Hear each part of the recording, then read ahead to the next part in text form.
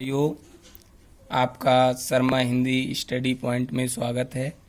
आज हम समास यानी कंपाउंड इंग्लिश में कहते हैं, ये लेकर आए हैं और बहुत अच्छी तरह ट्रिक्स के माध्यम से मुझे उम्मीद है कि हर एक बच्चे को ये बहुत आराम से समझ सकता है। तो इसमें सबसे पहले बात करता हूँ कि समास कहते किसे हैं। कि परिभाषा है इसकी कि दो अथवा दो से अधिक शब्दों से मिलकर बने हुए सार्थक शब्दों को ही समास कहा जाता है।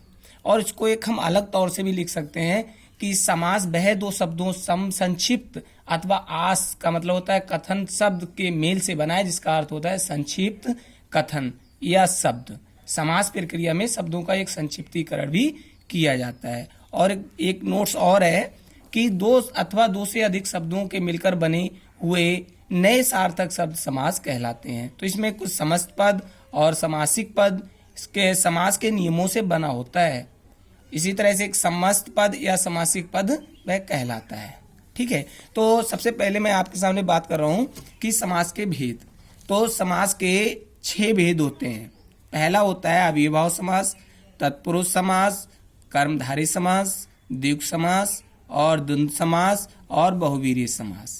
अब बात करते हैं कि सबसे पहली बात ये आती है कि हमें समास को बारे में या समास क्या होता है इसे सीखने से पहले इस समास के नाम याद करना बहुत अनिवार्य होते हैं। तो एक मैंने अपने पास से एक ट्रिक बनाई है, आपके देख सामने है कि अब तक दादा। अब तक दादा मैंने नीचे नंबरिंग लिखी हुई है। नंबरिंग का मतलब आप ऊपर देख सकते हो कि जैसे पहला आ से अव्ययीभाव समास, ठीक है, नंबर 1 डाल दिया मैंने इसलिए आपको समझ में आ जाए। दूसरा है बा से बहुव्रीहि समास, तो बहुव्रीहि समास 6 नंबर पे है। ठीक है, ता से तत्पुरुष समास 2 नंबर पे है। तो इस तरह से तो आप लिख दोगे आ से अव्ययीभाव समास, बा से बहुव्रीहि समास, ता से तत्पुरुष समास, का से कर्मधारय समास, दा से द्विगु समास या दा से द्वंद्व समास। ठीक है, तो ये हमारे तरीका याद करने का है कि अब तक दादा। आपको 6 समास होते हैं, 6 समासों के नाम बहुत अच्छी तरह से आप याद कर सकते हो। पहली बात आती है कि अव्ययीभाव समास किसे कहते हैं। तो जिस समास का पद पहला पद पूर्व पद, यानी पहला पद कहते हैं कि उत्तर पद बाद का पद होता है, पूर्व पद पहला पद होता है। पूर्व पद अव्यय, अव्यय का मतलब ये होता है जिसका कोई मतलब ना हो, कोई अर्थ ना हो, उसे अव्यय कहते हैं। तथा प्रधान हो उसे अव्ययीभाव समास कहते हैं। इसकी कुछ पहचान है, इन पहचान के माध्यम से हम आराम से सीख लेंगे कि इसमें अव्ययीभाव समास है। ठीक है, तो वैसे तो बहुत होते हैं, मैंने कुछ थोड़े से लिए हैं समझाने के लिए। पहला जैसे अनु है, आ है, प्रत्य है, भर है, यथा है और हाथ है। ठीक है, तो ये पूर्व पद प्रत मैंने कहा अव्यय पद होता है, तो अव्यय प्रत्य प्लस दिन, ठीक है, बराबर प्रत्येक दिन। विग्रह इसका करेंगे तो प्रत्येक दिन आ जाएगा। ठीक है, दूसरा होता है आ, जैसे मैं लिया आ का जन्म आ जन्म और आजन्म जन्म से लेकर। प्रत्य प्लस कूल बराबर प्रतिकूल, यानी इच्छा के विरुद्ध, इसका विग्रह इच्छा के विरुद्ध। भर पेट यानी भर पेट के, पेट भर के। यथा संभव, यथा संभव जैसा संभव हो, यथा संभव का मतलब होता है जैसा संभव हो। हाथ, ठीक है, उत्तर पद हाथ, यानी इसका जो समस्त पद होता है हाथों हाथ और विग्रह होता है हाथ ही हाथ में। ठीक है, तो अगला पॉइंट देखिए, दूसरा आता है तत्पुरुष समास। अब तत्पुरुष समास क्या होता है कि तत्पुरुष समास के जो भेद होते हैं, ध्यान रखना, तत्पुरुष समास के 6 भेद होते हैं। ये बहुत अच्छी तरह से ध्यान रखना। और इसमें जो कारक चिन्ह का ही प्रयोग किया जाता है, कारक चिन्ह जो होते हैं, कर्ता कर्म क्रिया जो भी होते हैं, वो कारक चिन्ह का ही प्रयोग किया जाता है। तो मैं आपको बता दूंगा इसमें कौन सा कारक का प्रयोग किया गया, मैं ऐसे बता दूंगा आराम से।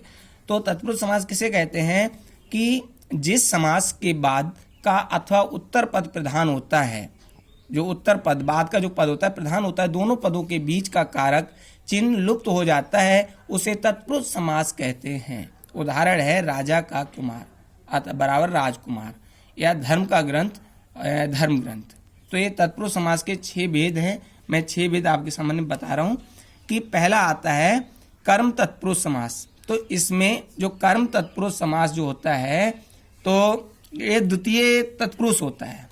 ठीक है, जो कर्म होता है द्वितीय तत्पुरुष होता है, ध्यान रखना, द्वितीय तत्पुरुष। ठीक है, द्वितीय तत्पुरुष। अब तत्पुरुष समय आएगा, मैं द्वितीय प्रथम षष्टमी सप्तमी ये बता दूंगा। ठीक है, तो इसमें कर्म का ही विभक्ति जो होती है को, कर्ता को, ठीक है, या जो भी द्वितीय विभक्ति आती है उसका लोप हो जाता है।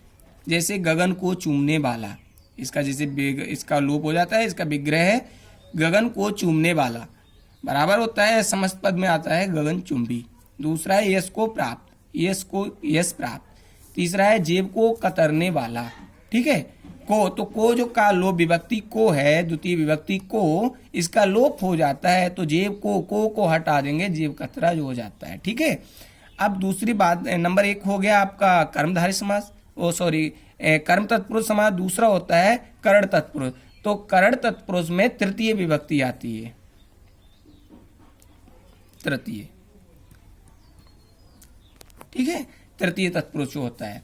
तो इसमें क्या होता है कि इसमें करण कारक की विभक्ति से के द्वारा का लोप होता है। विभक्ति तृतीय में से के द्वारा होता है, इसका लोप हो जाता है। तो विग्रह इधर समस्त पद मैंने लिख दिए। तो करुणा से पूर्व यानी करुणा पूर्व। आगे शोक से ग्रस्त, तो शोकग्रस्त। बाकी और होते मैं आपको और दे दूंगा पीडीएफ के माध्यम से, ठीक है। तो ये आपका होता है करण तत्पुरुष। तीसरा नंबर जो आता है आपका संप्रदान। संप्रदान में चतुर्थी होता है,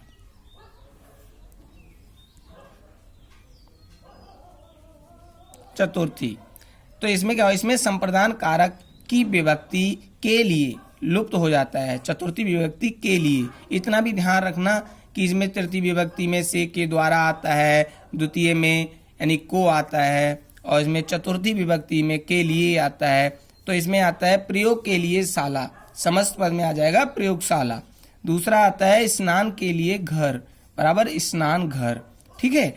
अब बात करते हैं चौथा अपादान आता है। तो अपादान में पंचमी होता है, पंचमी तत्पुरुष। तत्पुरुष ध्यान रखना, मैं लिख नहीं रहा हूं, पंचमी तत्पुरुष जो आता है। तो अपादान में इसमें पंचमी तत्पुरुष में अलग होने का भाव होता है, तो वो लुप्त हो जाता है, अलग होने का भाव। जैसे कि अपादान तत्पुरुष, इसमें अपादान कारक की विभक्ति से अलग होने का भाव लुप्त हो जाती है। जैसे कि इसमें आता है धन से हीन, समस्त पद में आ जाएगा धनहीन। जल से हीन, और उसमें आज समस्त पद में आ जाएगा जलहीन। अगला इसमें आता है षष्टमी। तो षष्ठी तत्पुरुष संबंध तत्पुरुष होता है। इसमें संबंध कारक की विभक्ति का के लिए, इतना ध्यान है, षष्टमी जो विभक्ति का के की होता है इसका लुप्त हो जाता है। जैसे कि विग्रह में आता है राजा का पुत्र, समस्त पद में आता है राजपुत्र, ठीक है। आगे पर के अधीन, बराबर इसका होता है पराधीन।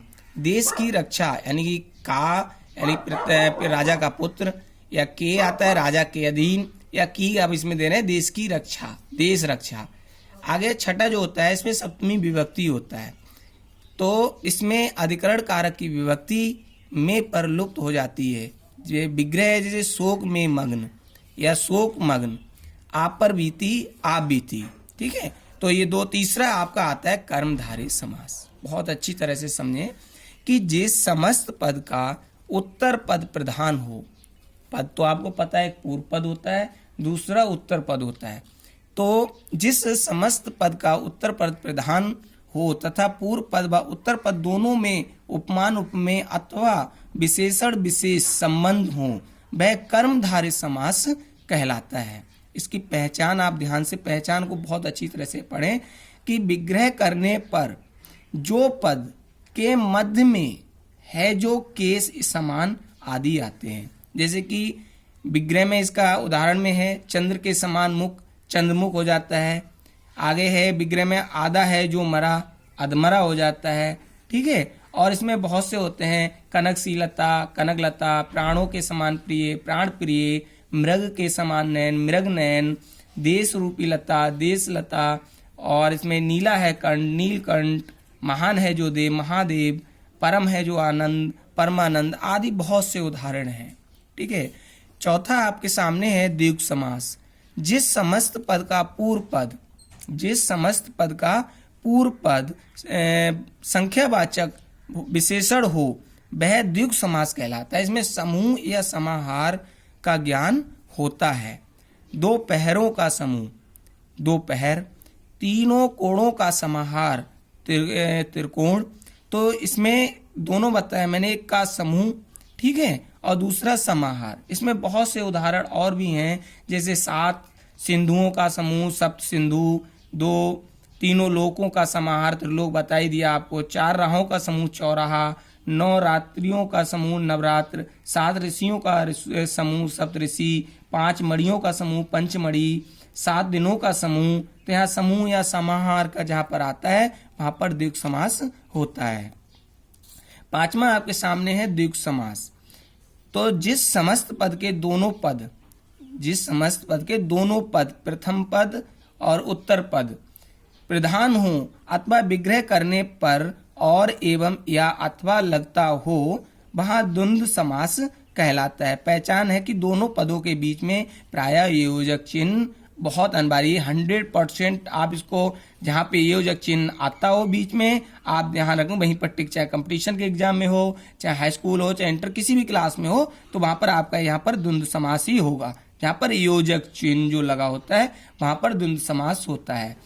उदाहरण में नर और नारी, नर नारी, तो नर नारी के बीच में योजक चिन्ह लगा होगा, वहां पे दिया होगा कि नर नारी बीच में योजक, इसमें कौन सा समास है, तो आप समझ जाओगे यहाँ पर द्वंद्व समास है।